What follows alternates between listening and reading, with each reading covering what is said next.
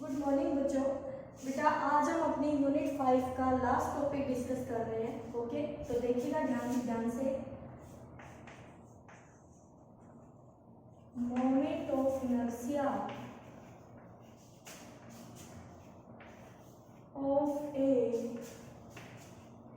Uniform circular disc. Disc क्या होती है बेटा? Circular disc. आपने सीडी देखी है ना, सेंटर से लेके सर्कमफेरेंस तक मास फैला होता है, जबकि रिंग के अंदर ये आपकी रिंग है, ठीक है, और ये आपकी डिस्क है। डिस्क में आपका मास पूरा ये पार्ट ऐसे भरा होता है। ये डिस्क है हमारी और ये रिंग है। ओके, और इसमें मास आपका सिर्फ सर्कमफेरेंस पे होता है।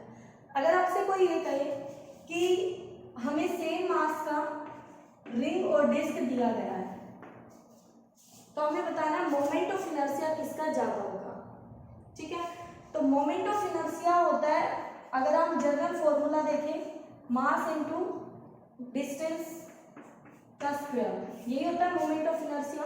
तो बेटा यहाँ पर दोनों सेम रेडियस की है, ये भी आर है और ये भी आर है, दोनों की रेडियस सेम है, दोनों का मास सेम है।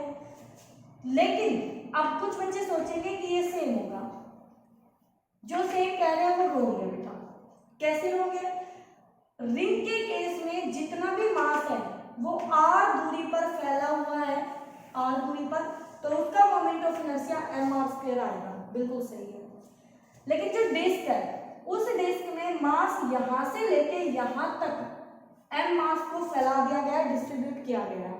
कितना आएगा वो बाद की बात है, हम अब फाइंड आउट करेंगे, बट आपको कंपैरिजन करना, आपको बताना कि किसका ज्यादा किसका कम, तो आप बता सकते हैं। तो यहाँ पर उतना ही मास सेंटर से लेके आर दूरी तक फैला दिया गया है।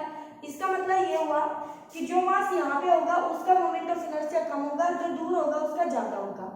लेकिन मास दोनों का इक्वल गिवन है, तो आप क्या कह सकते हैं कि कुछ हिस्सा मास का इसके नजदीक लाई करेगा, जिसकी वजह से मोमेंट ऑफ इनर्शिया लेस होगा। तो moment of inertia disc less होगा moment of inertia of ring for a given mass given radius. उनकी मास भी सेम और उनकी रेडियस भी सेम। चलिए, ठीक है, इंपॉर्टेंट क्वेश्चन था तो हमने डिस्कस किया। अब है हमें डिस्क का, जैसे हमने रिंग का फाइंड आउट किया था बेटा, वैसे डिस्क के लिए फाइंड आउट करना है। तो बच्चों मैं यहाँ पर एक सर्कुलर डिस्क ले लूंगी, ये मेरे पास सर्कुलर डिस्क है, ठीक है। इसकी एक्सिस के अबाउट मुझे फाइंड आउट करना है। First of all moment of inertia about its axis, ये एक्स वाई, तो हम फाइंड आउट करेंगे moment of inertia about its axis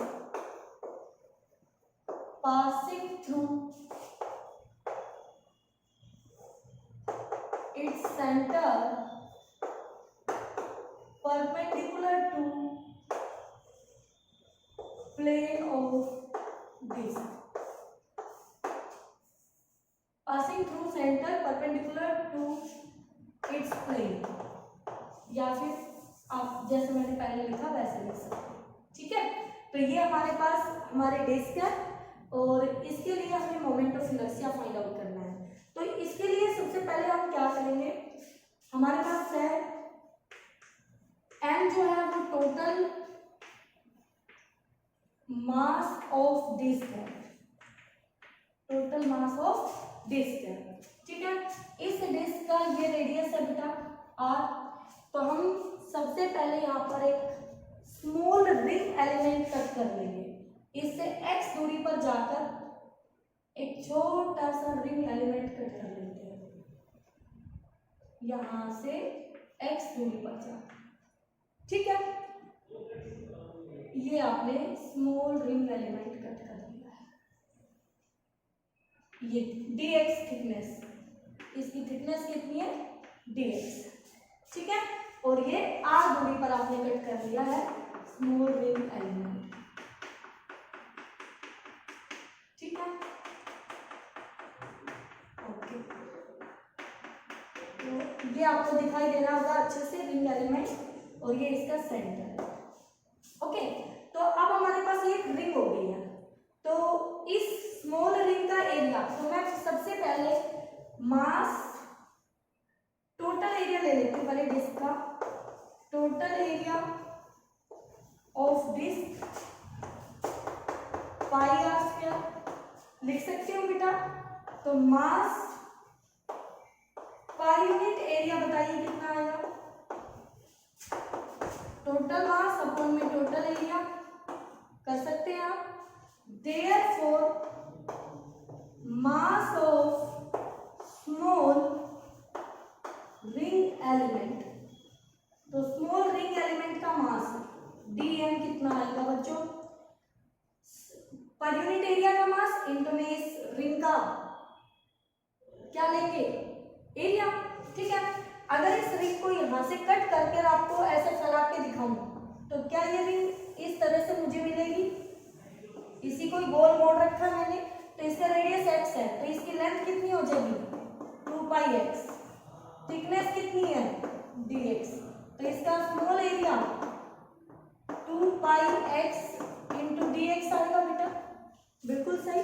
तो बताइए स्मॉल मास निकालना है, तो मास per unit area m upon में पाई आर स्क्वायर इंटू में स्मॉल एरिया d कर सकते हैं। dA की वैल्यू यदि m अपॉन में पाई आर स्क्वायर इंटू में 2πx dx, तो पाई से पाई कट गया, यहाँ पर देखिए, तो dm आ गया मेरे पास 2m अपॉन में आर स्क्वायर x dx। ठीक है बेटा, अब मैं टोटल के लिए क्या करूंगी, अच्छा स्मॉल मास निकाल लिया और ये x दूरी पर है दिया, तो मुझे मास मिल गया, दूरी मिल गई, तो क्या मैं स्मॉल मोमेंट ऑफ इनर्शिया लिख सकती हूँ, small moment of inertia is given as, बताओ बेटा di, तो यहां से आ जाएगा dm into X square, dm की वैल्यू कितनी है बेटा 2m upon R square X dx into में एक्स स्क्वायर। ठीक है, तो यहां से हम क्या करेंगे, टोटल के लिए इंटीग्रेट 2m बाहर, आर स्क्वायर बाहर, इंटीग्रेशन x की पावर 3 dx। अब ध्यान से देखिएगा, लिमिट ये जो x है ये रिंग एलिमेंट मैं यहां भी ले सकती थी और यहां भी, तो 0 से r तक लिमिट आ गई। ठीक है, तो यहां क्या आ जाएगा हमारे पास I equal to 2m upon R square X की पावर 4, इंटीग्रेशन के लिए पावर में एक है, न्यू पावर से डिवाइड, ये 4, लिमिट 0 से r, तो बच्चों 2m अपॉन में 4 को बाहर कर दिया और r की पावर 4 माइनस 0, तो यहाँ से I इक्वल टू आ गया, ये 2 पे कैंसिल। ठीक है, तो m आर स्क्वायर इंटू में r की पावर 4, तो ये आ गया हाफ m आर स्क्वायर। तो उतने ही मास की अगर आप डिस्क बनाएंगे तो एक्सिस के अबाउट जो रिंग के लिए आता था उसका आधा मोमेंट ऑफ इनर्शिया आएगा, तो I आ गया है half m r square, this is the moment of inertia of a disk। ठीक है, about its axis passing through its center perpendicular to its plane।